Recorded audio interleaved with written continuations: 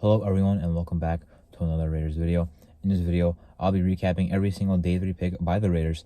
So let's get into it. Before I do want to mention that I'm going to be dropping a scouting report on every player the Raiders drafted in the next month. I already did, on Tyree Wilson about 2 months ago. And this is not going to be a draft grade video, not yet. I'll drop that maybe in like a week. I want to kind of wait before I make the actual draft grades. Right now, just a reaction, so let's get into it. In round 4, they got Jakorian Bennett, traded up 5 spots. I really loved it. Not exactly the player I expected, but good player, good, and at the position we needed. One of the many, of course. But, Bennett is fast, 4.3 speed. He's a fit as well. He's a press man corner. Not the greatest size, but athleticism, upside, and value, I would say. Did not give him much to trade up for him anyway. But, he's... Right now, it's going to be tough to figure out where he'll play, or at least when. He's on... I think he'll play on the outside. But then the question is, like, how often? Because, he's stuck in a, big shuffle of people. It's like, when is he going to get on the field? And, over who and under who, on the depth chart, So first year, I don't know. It depends on how he does in training camp and preseason to see if he really becomes a starter right away or if he's not going to be a starter right away. We'll let some of the veteran guys start and then he's like a rotational backup. Or maybe he wins it out right away. Regardless, I think this is a future starter right here. This is a pick I really like because I think in a year he can start, as a corner 2. I'm not sure if he'll ever be a reliable corner 1, but this is the guy I would start. He's a fit in the scheme for as long as we have it. And, he has good stuff to build off of besides athleticism, So I do really like it. And then they traded up for Aidan O'Connell. Now, if we got any quarterback in the draft class, I expect it to be O'Connell. He's the biggest fit, most of what McDaniels is looking for. Not the greatest talent, not the greatest arm talent, not the greatest mobility. He has average size, great accuracy, and very, smart, good decision making. He's a guy where I think I actually had him going to the Raiders in my 7th-round mock draft. I kind of said that he's a guy that in a couple years, if he starts, he can pick up, he'll have the McDaniels scheme already picked up, if he's still here, of course, McDaniels. But he'll have the scheme picked up. He knows how to, facilitate the ball to the receivers, and he'll get the ball out to our new weapons, which also would include Michael Mayer. So that's the guy you took here. Not the greatest upside. I don't like when people say that he won't start like ever. I think it's way too early to say that. You took a developmental guy for a reason. That means you're not tied to him, but at the same time doesn't mean you're giving up on him. Doesn't mean you're saying he will never start for you. You're going to see what you have in him once he's actually in your building for at least the whole offseason, and then you can decide what happens. But for now, Garoppolo, week 1 starter, probably starting a whole year. If Garoppolo gets hurt, I would much rather have O'Connell out there than Brian Hoyer. Brian Hoyer, I think, is a guy that should not even play in like a whole game. He just does not have much upside. O'Connell as a rookie, if Garoppolo gets hurt, it's a great chance for O'Connell as a rookie. Let's see how much he picked up in such a little time, such a difficult scheme. If Garoppolo gets hurt, I think O'Connell can come in and be a backup. In a couple of years, he'll definitely be, or at least by the end of his rookie contract, he definitely will be, a reliable backup. But I don't want to draft the backup in the 4th round. I want to draft someone who can start.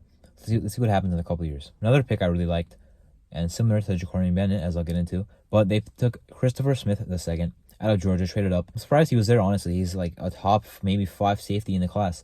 Maybe he's below some guys like, Brian Branch or Sidney Brown, but, he's probably better than Jordan Battle, and Jordan Battle went, like pick 90, I believe, pick 95, something like that. Smith is a guy I thought would be gone in the 3rd or 4th round. Maybe not in the 4th, but the 3rd round. He fell probably because his testing was not that good, with his athleticism. But he plays much faster. He's instinctive. Good tackler. Good ball skills.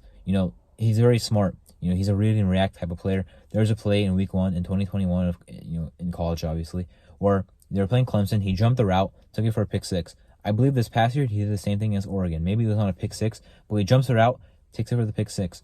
So he plays fast. He reads and reacts. He's smart.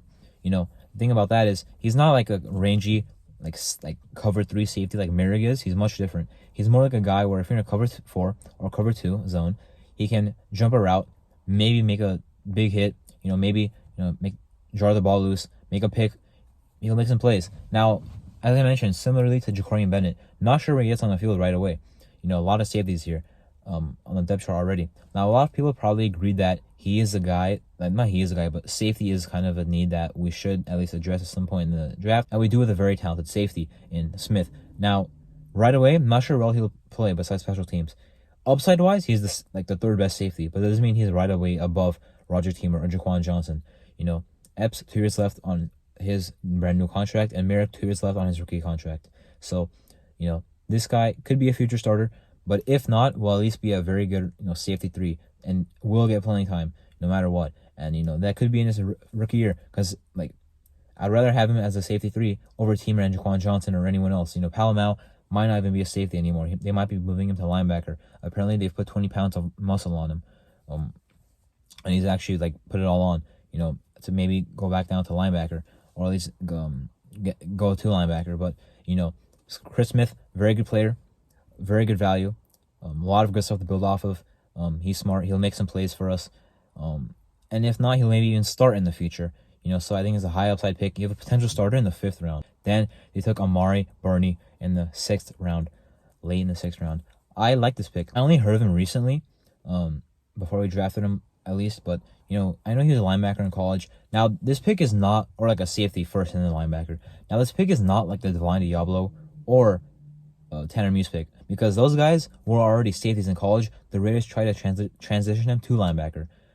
Burney was already transitioned to linebacker in college, so it's not like we're making the transition for him. He already was a linebacker, and that probably is better for his career anyway. He's a huge safety. If he's a safety, he's almost 230. I think he already is 230, about 6'2", 6'3". But he makes plays. He's not really an inside linebacker, not gonna shed a lineman's blocks or anything. Not a downhill run defender. But you line him up at, let's say, strong side or maybe even weak side, and he can cover.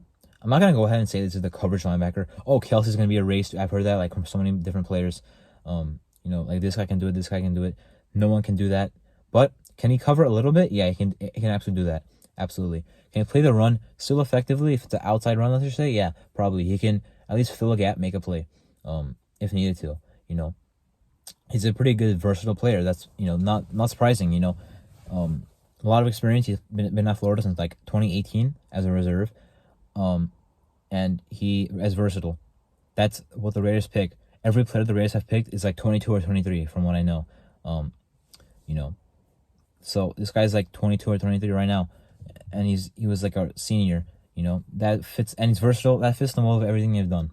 So this guy, I like his upside. It's not a complete shot in the dark, but it is someone that still has a long way to go. But I'm not going to say he's a potential starter. I'm not going to say he's going to change the linebacking core. But on special teams and maybe defense, he can provide somewhat of a spark. With their last pick, they took a guy I did not know. I was not really happy that I didn't know him. I would have liked to know everyone they drafted, but still doesn't mean it's not a good pick. Nesta Jade Silvera, interesting name, from Arizona State by way of Miami.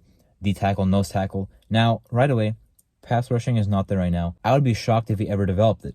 But right now, he's a good run defender. He pushes Neil Fuller Jr. John Jenkins is not anyone they have any, long-term commitment to. He does not have to even make the team. He can get cut and it's all fine. But Farrell Jr., he was a 4th round pick last year. He has to do some stuff this year. He was underwhelming last year. He was not even good in the preseason. Maybe besides some plays in the Patriots game, preseason-wise. This is a guy where he's a run defender. If Farrell Jr. does not work out at nose tackle, you at least have another guy where you can be hopeful that he does. Now, if Farrell does not work out, and this guy doesn't work out, then we're definitely screwed. But Farrell, we're looking for a big year. It looks like right now he has a starting spot at nose tackle, 3 tech. There's a bunch of guys, including the new guy, Byron Young. But for nose tackle, it's Farrell's job right now. This guy can push him to take it if he underperforms again. And John Jenkins is just a veteran there for a year. And could get cut this offseason. Anyway, that was my recap of every single Raiders Day 3 pick. I'm Arto, and thank you for watching.